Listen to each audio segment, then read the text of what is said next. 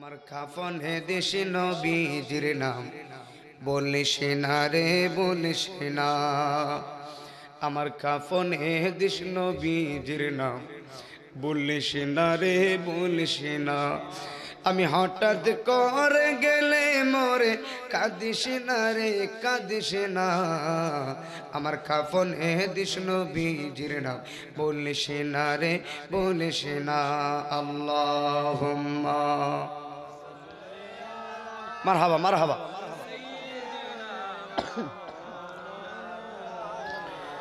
মুহাম্মদ ওয়া আলা আলি সাইয়্যিদিনা লা ইলাহা এক সাথে লা ইলাহা এক সাথে লা ইলাহা ভাই ইল্লাল্লাহ জোরে লা ইলাহা ইল্লাল্লাহ লা ইলাহা ইল্লাল্লাহ লা ইলাহা ইল্লাল্লাহ লা ইলাহা লা ইলাহা লা ইলাহা হাসবি রাব্বি জাল্লাল্লাহ মা ফি কলবি গায়রুল্লাহ নূর মুহাম্মদ সাল্লাল্লাহু লা ইলাহা সব লা ইলাহা লা ইলাহা আল্লাহ সারা মাবুদ নেই আমার নবী সারা উপায় নাই বলেন আল্লাহ সারা মাবুদ নেই আমার নবী সারা উপায় নাই। হায় হায় ওই নবীরে পাইতে হইলে ওই নবীরে পাইতে হইলে ওলি আল্লাহর দোয়া চাই লা ইলাহা সব লা ইলাহা জবান কোনে লা ইলাহা একসাথে লা ইলাহা ভালো লাগে লা ইলাহা ও লা ইলাহা লা ইলাহা ইল্লাল্লাহু মুহাম্মাদুর রাসূলুল্লাহ সাল্লাল্লাহু আলাইহি ওয়াসাল্লাম। একসাথে বলেন মারহাবা। আমরা খুশি না বেজার মহাপবিত্র ঈদে মিলাদুন নবী সাল্লাল্লাহু আলাইহি ওয়াসাল্লাম মরহুম তাজুল ইসলাম সাহেব ও কবরবাসীর স্মরণে আজকের সুন্নি মাহফিলের সম্মানিত সভাপতি পীরে তরিকত শাহেন শাহ খলিফা গৌসুল আজম শাহ মোহাম্মদ জয়নাল আবেদিন আল মাইজভান্ডারী সাহেব, আজকের মাহফিলের সম্মানিত প্রধান অতিথি যিনি বিশিষ্ট আলেম দ্বীন আলহাজ মাওলানা নজরুল ইসলাম সাহেব সহ মাহফিলের সম্মানিত বিশেষ অতিথি যিনি ছিলেন বিশিষ্ট আলেম দ্বীন আলহাজ হাফেজ মুফতি গোলাম মোহাম্মদ কাউসার শাহপুরী সাহেব সহ আরও আছেন বিশিষ্ট আলেম দ্বীন মাওলানা মুফতি মোহাম্মদ গাজী ফৈজুল ইসলাম হাফিজ কাদরী সাহেব এবং আজকের মাহফিলে যিনি আমার পরপর নাতে রাসূল সাল্লাল্লাহু আলাইহি ওয়াসাল্লাম পরিবেশন করবেন আমার অত্যন্ত মহব্বতের ভাই শায়ের মোহাম্মদ সাজিব রেজা কাদরী সাহেব এবং মাহফিল পরিচালনায় হাফেজ কারি জাহিদ আহমেদ সাহেব সহ মাওলানা মোহাম্মদ তাজুল ইসলাম বুইয়া, হাফেজ আরাফাত হুসাইন সাহেব, মাওলানা হাফেজ সিরাজুল ইসলাম সাহেব সহ আজকের মাহফিলের আরজ গুজার যিনারা যিনি শাহিদুল ইসলাম বাবু, নাজমুল হাসান, গোলাম মৌলা, ইন্তেজামিয়া কমিটি, আমার যুবক ভাইয়েরা, মুরব্বী বাবাজিরা, এই কালিকাপুর গ্রামের যুবক ভাই সহ মহিলা মা যারা পর্দানসীন আছেন সকলের খেদমতে আমি নাইমুদ্দিন আজিজের সালাম। আসসালামু আলাইকুম ওয়া রাহমাতুল্লাহি ওয়া বারাকাতুহু।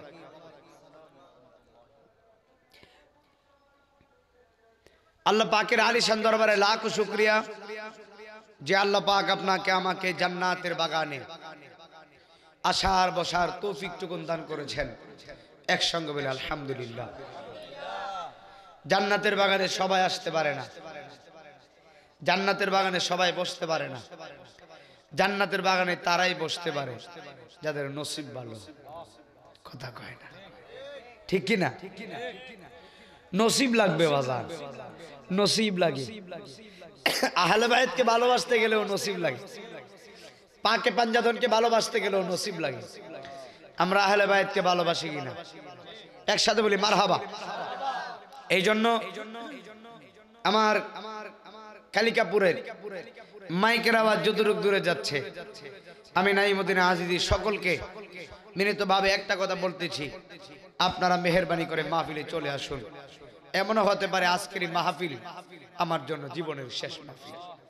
কথা ঠিক কিনা? একটা সেকেন্ডের কোনো গ্যারান্টি নাই। আমি যে মাহফিলে এসেছি আমি সুস্থ এবং আমার রুহ নিয়ে আমি বাড়িতে যেতে পারি কিনা আমি জানি না। গাড়ির ভিতরে আজরাইল আমার রুহটা নিতে পারে। কথা ঠিক কিনা? একটা সেকেন্ডের কোনো গ্যারান্টি নাই।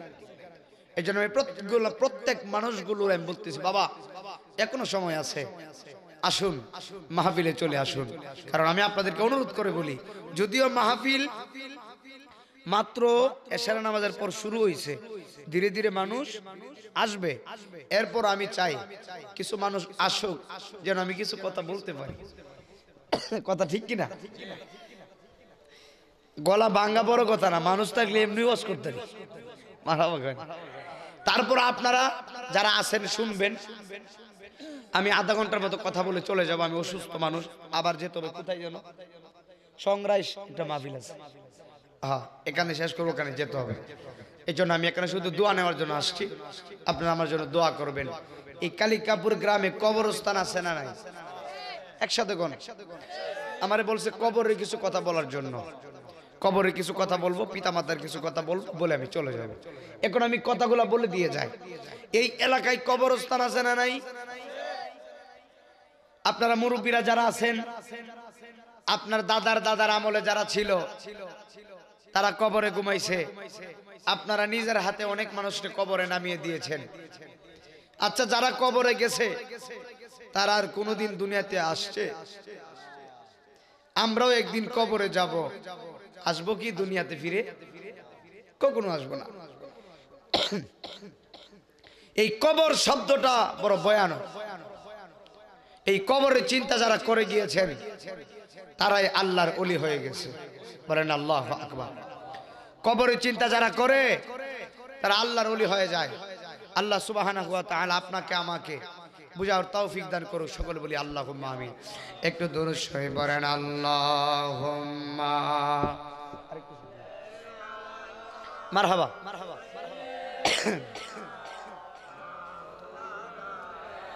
মুহাম্মদ ওয়া আলা আলি সাইয়্যিদিনা। পাগলা বাড়িতে যারা আছে, বাড়িতে যারা এমনি বসে আছে একটু ফাড়াই দিন। বুঝলেন তো আমার অবস্থাটা? বুঝেন না? একটু ফাড়াই দিন। ফাড়তাম না, অসুবিধা নাই, কয়েকজন ফাড়ান একটু মহব্বতে ভরে। আল্লাহুম্মা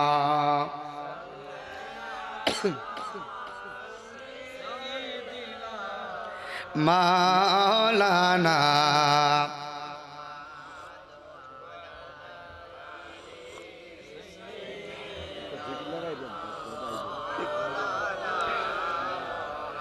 ওয়ালা আলি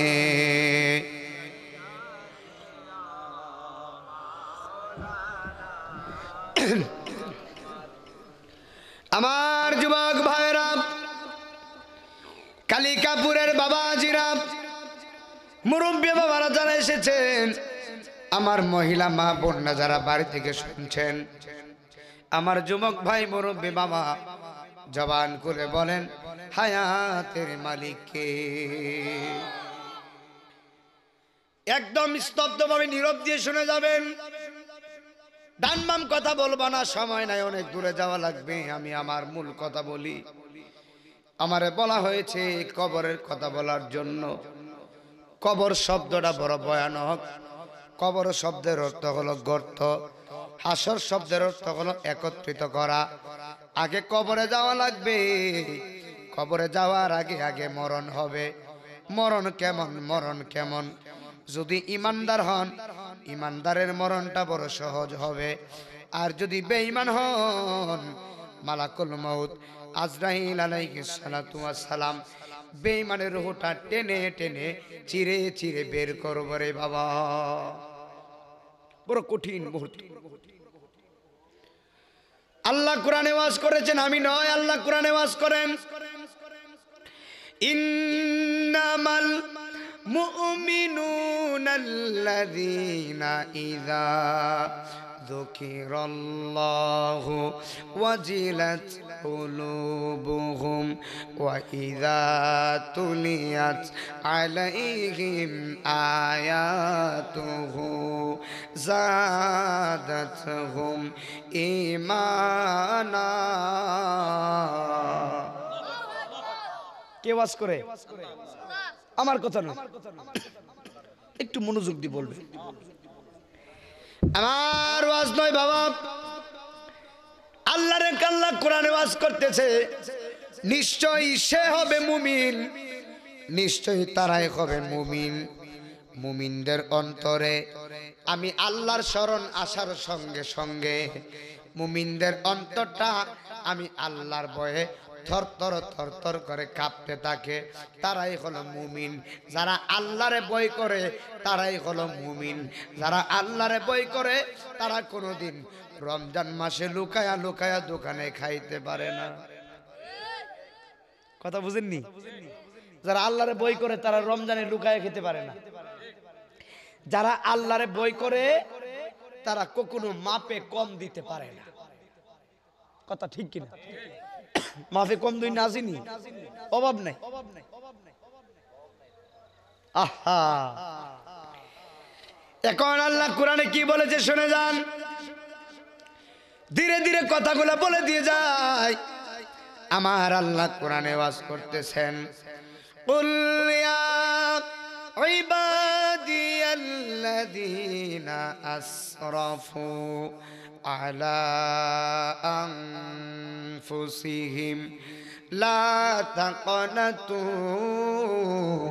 মির রাহমাতিল্লাহ। এই যে আল্লাহ কোরআনে ওয়াজ করতেছেন, হাবিব বন্ধু আমার, আপনি বান্দাদেরকে জানান, হে আমার বান্দারা, তোমরা তোমাদের নফসের প্রতি, তোমাদের নিজের প্রতি যতই জুলুম করো না কেন, যতই অবিচার করো না কেন, বান্দারে লা তাকনাতু মির রাহমাতিল্লাহ, আমি আল্লাহর রহমতের দরিয়া থেকে তোমরা কোনোদিন নৈরাশ হয় না। সুবহানাল্লাহ কইতেন না? আমরা যত পাপ করি না কেন আল্লাহ রহমতের দরিয়া থেকে নৈরাশ হয় না। এই কথা আমি বলি না, আমার আল্লাহ বলেন, বান্দা নৈরাশ হয় না, নিশ্চয়ই আমি আল্লাহ তোমাদের যাবতীয় অপরাধগুলা গুনাহগুলা ক্ষমা করব তওবার মাধ্যমে। এখন তওবা করার দরকার আছে না নাই? আমার সমাজে বহুত মানুষ তওবা করে না, আমার সমাজে বহুত মানুষ নামাজ পড়ে না। বাবা আমি সত্য একটা কথা বলি, আমি নাইমুদ্দিন আজিজি আপনাদেরকে আমার চেহারা দেখানোর জন্য আমি আসি নাই, আমার কণ্ঠ শোনানোর জন্য আসি নাই। এই কারণে এসেছি, আমার কয়েকটা কথা শুনে আপনারা আমল করবেন, নামাজি হবেন। সামনে পবিত্র মাহে রমজান মাস। বাবা ওয়াজ করতেছি, বড় কষ্ট হচ্ছে, সারাদিন আমি অনেক কষ্ট করছি, কথাই বলতে পারি নাই। এরপর আমি বলেছি ভাইজান আমি আসব, ওয়াজ করি না করি আমি দেখা দিয়ে যাব। কথা বুঝতেছেন কত কষ্ট হইতেছে কথা বলতে। এরপর আমি প্রত্যেকটা মানুষের কদমে ধরে দিয়ে যাই, বাবা এই পৃথিবী থাকার জায়গা না। এখন হলো শাবান মাস, সামনে পবিত্র মাহে রমজান। আপনারা জবান খুলে বলেন, রমজানে রোজা রাখার দরকার আছে না? না আসেনি? বাবা কষ্ট নিয়েন না, কয়েকটা কথা বলে দিয়ে যায়। এই রোজাটা আমার সমাজে বহুত মানুষ আছে রাখতে চায় না, বহুত মানুষ আছে রোজা রাখে না, অনেক মানুষই আছে রোজা রাখে না। এখন এই যে রোজা রাখে না, একটু আগে কোরআন থেকে ওয়াজ শুনাইলাম, আল্লাহ বলতেছে তারাই হলো মুমিন যারা আমারে বই করে। তো যারা রমজানে রোজা রাখে না তারা আল্লাহরে বই করছিনি। আরেকটা কথা বলি, আমার মহিলা মা বোনদের একটা ধন্যবাদ জানানো লাগে।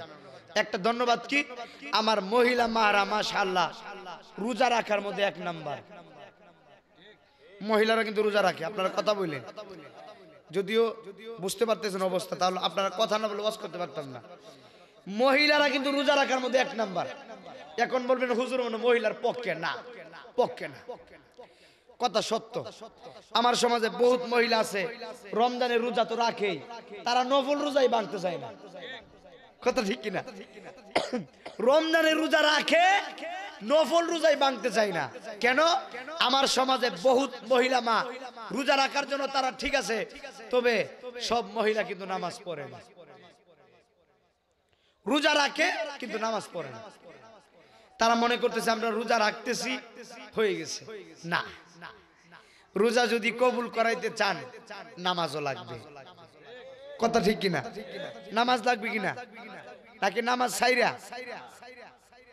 এখন একটা কথা বলি, আল্লাহ বলতেছে বান্দা তুমি যদি আমি আল্লাহর দিকে হেঁটে হেঁটে আসো, আমি আল্লাহ তোমার দিকে দৌড়ায়া দৌড়ায়া যাই। আল্লাহু আকবার জোরে কয় না। এখন একটু কথা দিয়ে আমি কথাগুলো বুঝিয়ে দিয়ে যাই। আমি একদম 9টার ভিতরে মাইক ছেড়ে দিব, যেহেতু আমি কথা বলতে কষ্ট হচ্ছে, আমি আগেই বলেছি। এখন আমি একটা মূল পয়েন্ট আপনাদেরকে বুঝিয়ে দিয়ে যাই। একটা মূল পয়েন্ট, একটা হলো নাফরমান আর একটা হলো ইমানদার। লাইন কয়টা? কথা কয় না।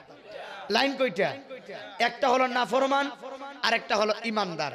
এখন ইমানদার আল্লাহরে বলেছে আল্লাহ তুমি আমারে দাও। এখন ফেরেশতারা বলতেছে আল্লাহ কালিকাপুরের ইমানদার তোমার কাছে চাইছে, আমি কি দিব? আল্লাহ বলে কতটুকু চাইছে? বলে এতটুক।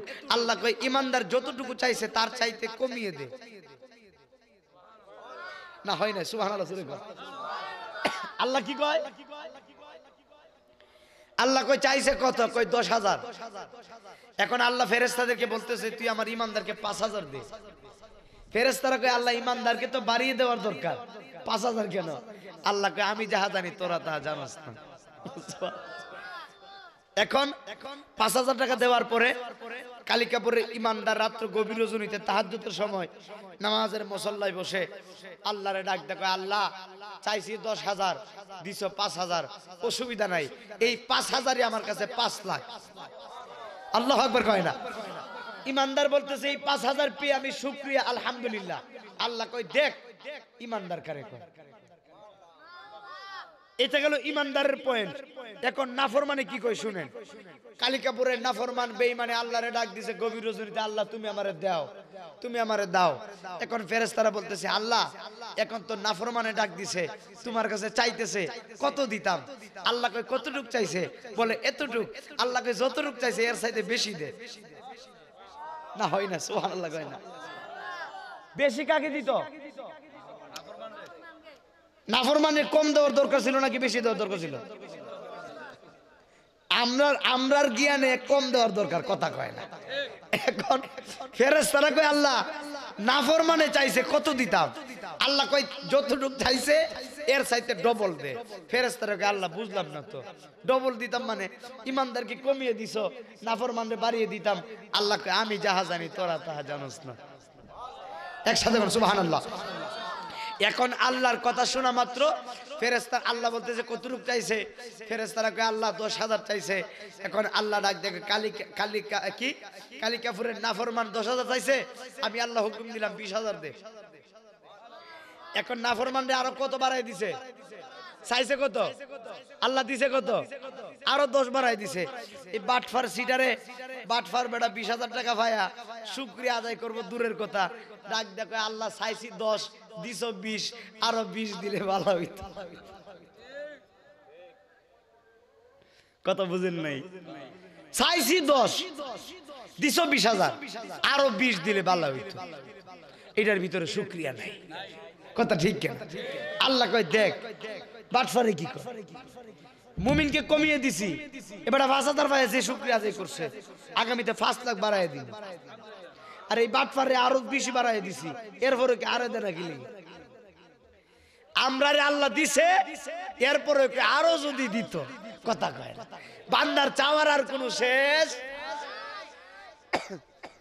আল্লাহ আমার ঘর নাই, বাড়ি নাই, বিল্ডিং করছি, আল্লাহ যদি আরো কিছু করতাম, আরো যদি জায়গা সম্পত্তি হইতো, বান্দা যতটুকু আছে ততটুকু নিয়ে যদি শুকরিয়া আদায় করতি, আল্লাহ তোর দর্শন আরো বাড়াই দিত। কথা ঠিক কিনা? আমাদের ভিতরে শুকরিয়া নাই। আগের যুগের মুরব্বীদের ইমান বড় শক্ত ছিল, আগের যুগের মানুষের ইমান বড় শক্ত ছিল, আগের যুগের মানুষ আল্লাহরে বড় ভয় করছে। বাবা সত্য একটা কথা বলে দিয়ে যায়, কবর বড় ভয়ানক। আজরাইল আলাইহিস সালাতু ওয়াস সালামের ডান হাতটা হলো সৃষ্টির প্রথম প্রান্তে, আজরাইলের বাম হাতটা হলো সৃষ্টির শেষ প্রান্তে, আজরাইলের পা হলো জমিনে, কল্লা হলো আসমানে। ৭ সমুদ্র ১৩ নদীর পানি যদি আজরাইলের মাথায় ঢেলে দেওয়া হয়, একটা বোঁটা পানি জমিনে পড়বে না, এত বড় আজরাইল। ওই আজরাইল তোমার আমার রুহুটা নিয়ে যাবে। সবার ভিতরে রুহু আছে, আজরাইল যেই দিন রুহু নিয়ে যাবে, তখন তোমার খাঁচা পিঞ্জিরা খালি পড়ে থাকবে। আহা বাবা, একটা সত্য কথা বলে দিয়ে যায়, কার জন্য সুদ খাইবেন, কার জন্য ঘুষ খাইবেন, কার জন্য ২০ তলা বিল্ডিং বানাইবেন, কার জন্য ৫ তলা বিল্ডিং বানাবেন, আজকে মারা গেলে আপনার গ্রামের মানুষ আপনারে ভুলে যাবে, ১ মাস পরে আপনার বন্ধু আপনারে ভুলে যাবে, ২ মাস পরে পাড়া প্রতিবেশী ভুলে যাবে, ৩ মাস পরে সন্তান ভুলে যাবে, ৪ মাস পরে আত্মীয় স্বজন ধীরে ধীরে ভুলে যাবে। অর্থাৎ দুনিয়ার মানুষ তোমারে আর মনে রাখবে না। এই দুনিয়াতে যতদিন তুমি থাকবা ততদিন তোমার সম্মান আছে, এই দুনিয়াতে যতদিন থাকবা ততদিন তোমার ইজ্জত আছে। যেই দিন আজরাইল রূহ নিয়ে যাবে, ওই দিন দুনিয়ার মানুষ আর তোমরা চিনবে না। আল্লাহর কসম করে বলি, এই দুনিয়া চিরস্থায়ী থাকার জায়গা নয়। এই দুনিয়ার শুরু আছে, শেষও আছে, কিন্তু মরার পরে শুরু হবে কুল কিনারা পাবা না। কথা ঠিক কিনা? কুল কিনারা পাওয়া যাবে না। বাবা একটা সত্য কথা বলি, এখনো সময় আছে, আসেন আমরা নামাজে যাই। আল্লাহর কসম করে বলি, মাহফিল দেওয়ার উদ্দেশ্য এই না যে বক্তারা চেহারা দেখাবে। মাহফিল দেওয়ার উদ্দেশ্য হলো এই, বক্তাও সংশোধন হবে, শ্রোতাও সংশোধন হবে। আমার চরিত্রে নামাজ লাগবে। আমি যদি নামাজ না পড়ি, আমি ওয়াজ করলে আমার ওয়াজে হেদায়েত দিত না। আমার ভিতরে নামাজ নাই। কথা ঠিক আছে? কষ্ট নেই, আজকে গলা ভাঙা, নাইলে ওয়াজ শুনাই দিয়ে গেলাম বলে ইউটিউবে নাম দিয়া শুনেন, শান্তি পাইবেন। আজকে শুধু আমি বাইরে বলছিলাম, ভাই ভাবতাম না, এরপরে কই যাক দাওয়াত দিছি, দেহাটা কই রে, এরপর তো আল্লাহ বলার তৌফিক দিতেছে, এতটুকু শুকরিয়া আলহামদুলিল্লাহ। কই না, সারাদিন তো কথাই বলতে পারছি না, বুঝেনি তো বাবা। প্রত্যেকদিন মাহফিল, নদীর রাস্তা ৩ দিন সফর কইরা ধরে লেছে, অসুবিধা নাই, মারহাবা কর। এখন একটা কথা বলি, এইটা হলো বোতল, এটার ভিতরে পানি আছে কিনা? বোতলের মুখ আর টিউবওয়েলের মুখ যদি এক না হয়, সারাদিন চাপলেও পানি পড়বে না। আমি হলাম বক্তা, আপনারা হলেন শ্রোতা। বক্তা আর শ্রোতার কানেকশন যদি মিল না থাকে, পুরোপুরি ফায়েজ আসবে না। কানেকশন কি? আমার চরিত্রে 5 ওয়াক্ত নামাজ আছে, আমি হলাম বক্তা, আর আপনারা হলেন আমার শ্রোতা। আমার চরিত্রে যেহেতু নামাজ আছে, শ্রোতার চরিত্রেও নামাজ লাগবে। কথা কয় না। নামাজের ওয়াজ করলে সমস্যা হয় নাকি? সত্য একটা কথা বলবেন, নামাজ পড়বো কার সন্তুষ্টির জন্য? বাবা আমার মহিলা মা বোনদেরকে বলে দিয়ে যায়, মা আমি আপনার সন্তানের মতো, আপনার কদমে হাত দিলাম। আমার এই গ্রামের প্রত্যেকটা মহিলার বলে দিয়ে যায়, মা 5 ওয়াক্ত নামাজ পড়বেন, জিকির করবেন। মহিলার পেট থেকে যেই সন্তানটা দুনিয়াতে আসবে, ওই সন্তানটা বাইজিদ বুস্তামির মতো ওলি হয়ে যাবে। একসাথে বলেন সুবহানাল্লাহ। আরে পাহাড় সমতুল্য গুনাহ বলেন, পাহাড় পর্বত গুনাহ বলেন। বান্দা যদি আল্লাহর কাছে খাস দিলে তওবা করে, পাহাড় সমতুল্য গুনাহ ক্ষমা করে দেয়। আমার যুবক ভাইয়েরা গভীর মনোযোগ দিয়ে শুনে যান। যত বড় পাপী বলো না কেন, আল্লাহর দরবারে তওবা করলে আল্লাহ গুনাহ ক্ষমা করে দেয়। এখন আমি আপনাদেরকে একটা কথা বলে দিয়ে যাই। আমি বলেছিলাম মরণ আগে মরা লাগবে, তারপরে কবরে যাওয়া লাগবে, তারপরে হাসর কুটা লাগবে। এখন মানুষের বিপদ হলো তিনটা জায়গায়। মানুষের এক নম্বর বিপদের নাম হলো মরণ, দুই নম্বর বিপদের নাম হলো কবর, তিন নম্বর বিপদের নাম হলো হাসরের ময়দানে। এখন মানুষের এক নম্বর বিপদটা কেমন জানেননি? মরণ কতটুক যন্ত্রণা জানেননি? কিতাবের নাম হলো বাহারে শরীয়ত, লেখকের নাম আল্লামা মুফতি আমজাদ আলী আজমি রহমতুল্লাহি আলাই। মুফতি আমজাদ আলী বাহারে শরীয়তে উল্লেখ করতেছে মানুষের সাধারণ মরণ কতটুক যন্ত্রণা জানুনি, মানুষের সাধারণ মরণ কতটুক কষ্ট জানুনি। মুফতি আমজাদ আলী বলতেছে 70টা বকরিকে জবাই না করে বকরির মাথাটা নিচের দিকে দিয়া, বকরির পাগুলা উপরে ঝুলাইয়া, বকরির শরীরের চামড়া চুলাইয়া, বকরির শরীরের ভিতরে লবণ আর মরিচ লাগাইলে বকরির যতটুকু কষ্ট হবে এর চাইতে 70 গুণ বেশি কষ্ট একটা সাধারণ মরণে। কথা বুঝেন কিনা জানি না। 70টা বকরিকে জবাই না করে বকরির মাথা নিচে পা উপরে ঝুলায়া, শরীরের চামড়া চুলায়া, বকরির শরীরের ভিতরে লবণ আর মরিচ লাগাইলে এই বকরিটার যতটুকু যন্ত্রণা হবে এর চাইতে 70 গুণ বেশি কষ্ট হবে একটা সাধারণ মরণ। এখন আমার সমাজে বহুত মানুষ মরণের সময় বিছানায় প্রস্রাব করছে, কথা কয় না। বহুত মানুষ মরণের সময় বিছানার ভিতরে পায়খানা করে দিয়েছেন। বহুত মানুষ মরণের সময় জিহ্বা বের করে দিয়েছে। বাবা, আল্লাহর কসম করে বলি, যারা ইমানদার হয় তাদের মরণটা বড় সুন্দর হয়। ইমানদারের মরণ হয় আমার দয়াল নবীর দিদারের সঙ্গে। গভীর খেয়াল দিয়ে শুনে যাবেন বাবা। আজরাইল বলতেছে দুনিয়ার মানুষ, আমি আজরাইল সকলের রূহ কবজ করব। শুনে যান, মনোযোগ দিবারে বাবা। আজরাইল আলাইহিস সালাম সবার সামনে আসবে। এখন কবরের কথা বলতে গেলে আমার নবী বলতেছে উম্মত শোনো, আমি নবী মেরাজে গিয়েছি। মেরাজে যাওয়ার পরে আমি নবী সবচাইতে ভয়ানক যেই জায়গাটা দেখছি এই জায়গার নাম হলো কবর। কবরের মতো এত ভয়ানক জায়গা আমি নবী আর দেখি নাই। আল্লাহর কসম করে বলি, আমার নবী বলতেছেন কবরের মৃত ব্যক্তির কান্নার আওয়াজ পৃথিবীর কোনো মানুষের কানে যদি শুনতো, ওই মানুষের কানের পর্দা ফেটে রক্ত বের হয়ে মানুষটা জায়গায় মারা যেত। মানুষের কানে যদি পৌঁছতো, ওই মানুষের কানের পর্দা ফেটে জায়গায় রক্ত বেয়ে শেষ হয়ে যেত। আল্লাহু আকবার কইতেন না? কবর এত ভয়ানক আযাব। লাশটারে রাখার পরে ডান পাশের মাটি 70 গজ দূরে যাবে, বাম পাশের মাটি 70 গজ দূরে যাবে। 70 গজ দূরে যায় এমন জোরে একটা চাপ মারবে, বাম পাজরে হাড্ডি ভেঙে ডান পাজরে লেগে যাবে, ডান পাজরের হাড্ডি ভেঙে বাম পাজরে লেগে যাবে। এরপরও তোমার মরণ হবে না। এই টিস্যুটারে যেমন আমি গুড়া বানায় ভালাইলাম, কবরের মাটি তোমারে চাপ মেরে গুড়া বানিয়ে ফেলবে, হাড্ডিগুলো ঠাস ঠাস করে ভেঙে যাবে।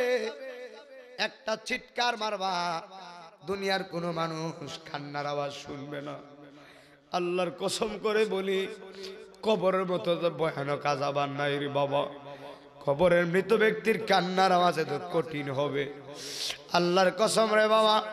এই কবরের মৃত ব্যক্তির গুড় আযাব হবে। কবরের মাটি তোমার আমারে চাপ মারবে একটা মাত্র কারণে।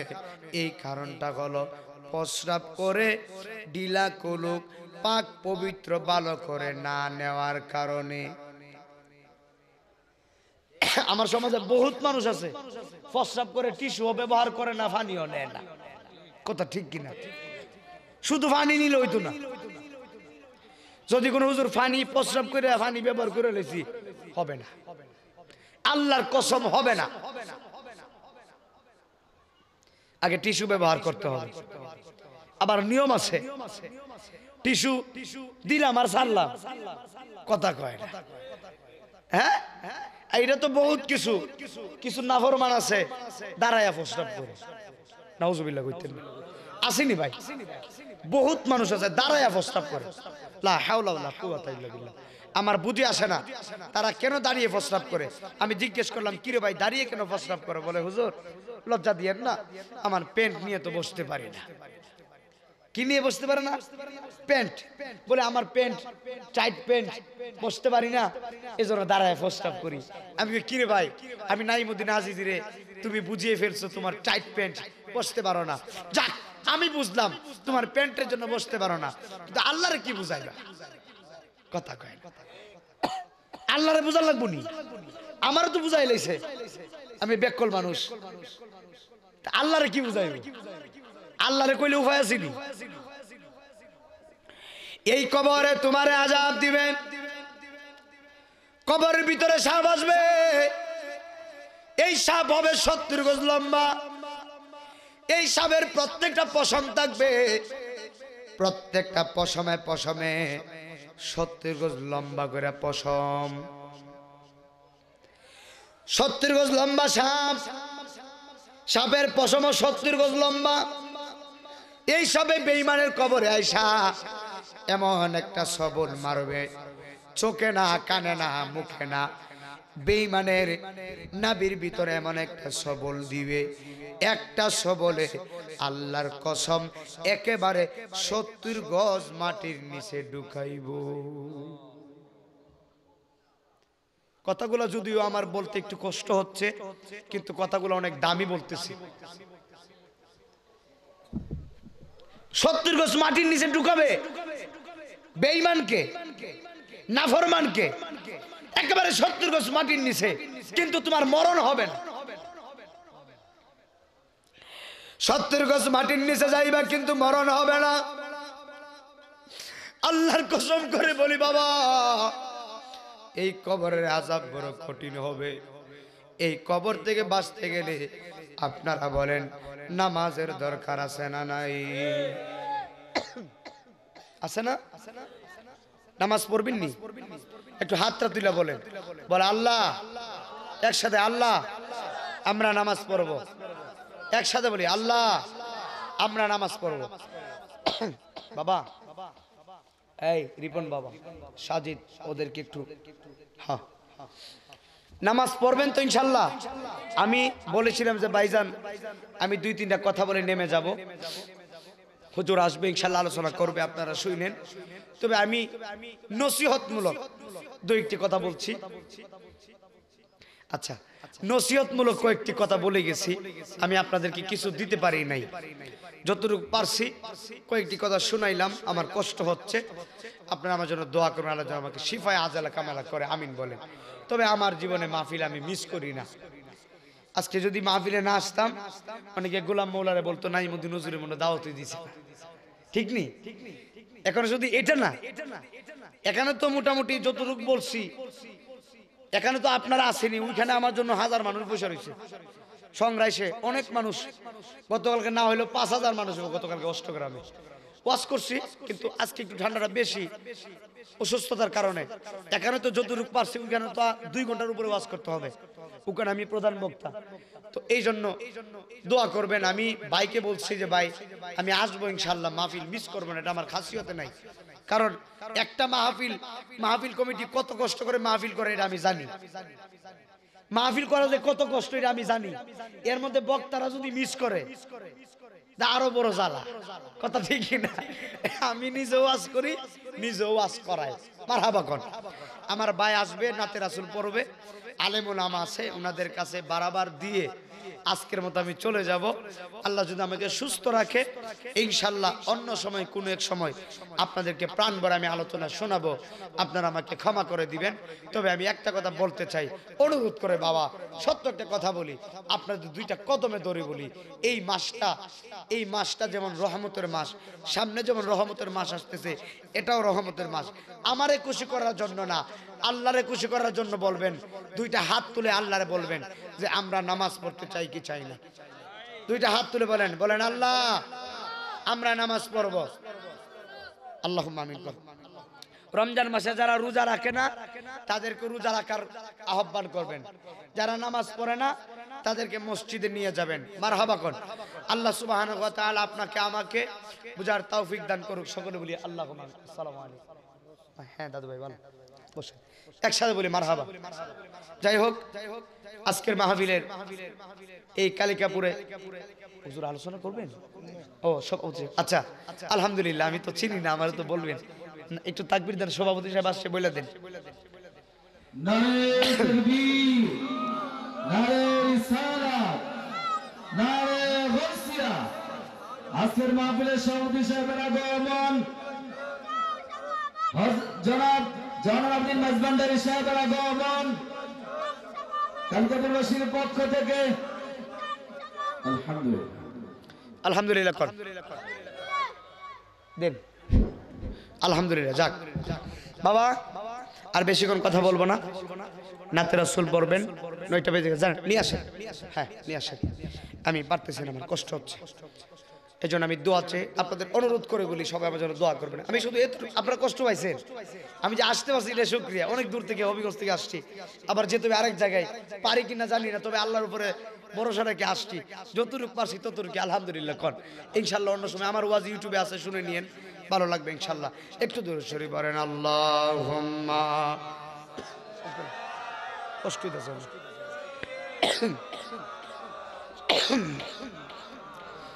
مد وعلى آل سيدنا محبت بری اللهم صل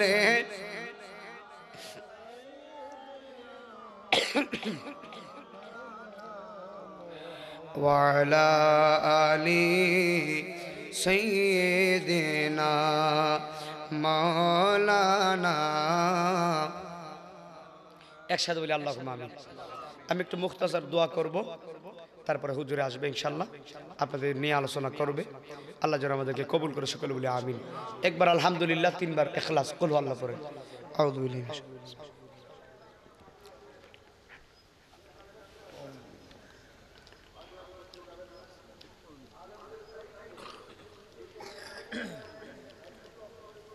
আস্তাগফিরুল্লাহ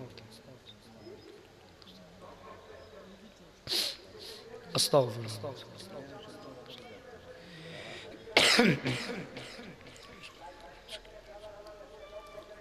একটু মুখতাসার দোয়া। আল্লাহুম্মা আমিন। আসসালাতু ওয়াসসালামু আলাইকা ইয়া রাসূলুল্লাহ, আসসালাতু ওয়াসসালামু আলাইকা ইয়া হাবিবাল্লাহ, আসসালাতু ওয়াসসালামু আলাইকা ইয়া রাহমাতাল লিল আলামিন। আল্লাহ রাব্বুল আলামিন মেহেরবান মাওলা, কালিকাপুর পূর্ব মধ্যম দক্ষিণ পাড়া আজকের এই মরহুম তাজুল ইসলাম সাহেবের বাড়ি এবং আজকের এই কবরবাসীর স্মরণে মাহফিল করতে যায় মুরব্বীদের পরামর্শে যারা মাহফিল করছে, আল্লাহ মেহেরবানি করে সবাই তুমি কবুল আর মঞ্জুর ফরমাও। আল্লাহ রাব্বুল আলামিন আজকের মাহফিল তুমি কবুল করো। আমাদের মা বাবা, দাদা দাদি, নানা নানি, আত্মীয় স্বজন, মায়ার মহব্বতের মানুষ, পিতৃকুলের বংশধর, মাতৃকুলের বংশধর যারা কবরে আছে সবার কবরখানা জান্নাতের বাগান বানায় দাও। আল্লাহ রাব্বুল আলামিন কালিকাপুরে আমি আজিদির সামনে বামে পিছনে ডাইনে যত কবর আছে আল্লাহ রাব্বুল আলামিন সবার কবরখানা জান্নাতের বাগান বানিয়ে দিও। আল্লাহ গো মেহেরবানি করে আমরা যারা হাত বাড়াইলাম আমাদের সবার জীবনের গুনাহগুলো ক্ষমা করে দাও। আল্লাহ এই মাহফিলে যারা এসেছে সবাইরে কবুল করো। আল্লাহ যারা অসুস্থ শিফায়ে আজলা কামেলা দান করো।